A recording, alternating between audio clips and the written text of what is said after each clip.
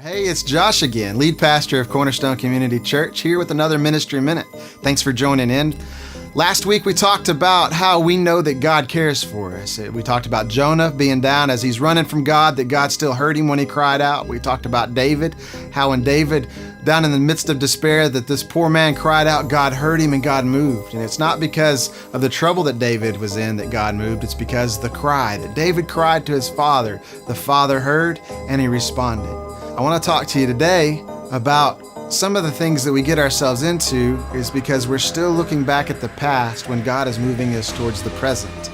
And when we get caught up in the past, the longing or the wishing of what could have been in something, it can cause us to slip away from God. It can cause us to just get into a type of depression. It can cause us to even shift our focus onto us, and we pull away from who we're supposed to be, and it takes us out of our church, it takes us out of our family time, it takes us out of a lot of things because we're focused on what's not instead of what could be.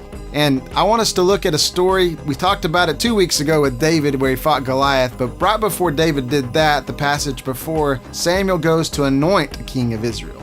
And I want to pick up in that passage here. It's in 1 Samuel chapter 16, Verse 1, it says, Now the Lord said to Samuel, How long will you mourn for Saul, seeing I have rejected him from reigning over Israel? Fill your horn with oil and go.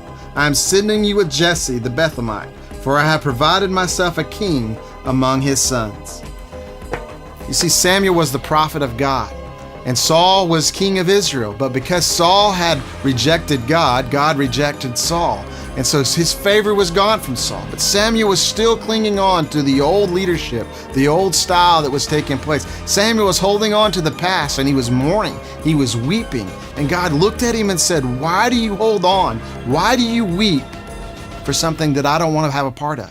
Why do you weep for something that I've rejected? Go towards what I have picked. Because you see, Samuel was going to go anoint a king of Israel that had a heart after God, that had spent time in his presence, that acted the way God wanted him to act. Now, he was a man and didn't act perfect, but he sought God immensely. Moses said once, before he was going into the promised land, that he wasn't allowed to go, but he was told, God said, I'm going to send you over here and you're going to defeat all these people, but I'm not going with you. And Moses told God, he said, well, if you're not going, I don't want to go.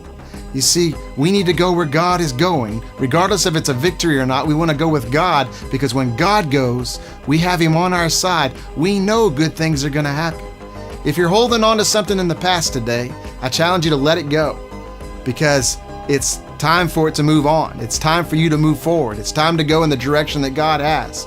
Let go of the things that are holding you back so that you can press into the things that God has in store for you now. Thanks for spending time with us.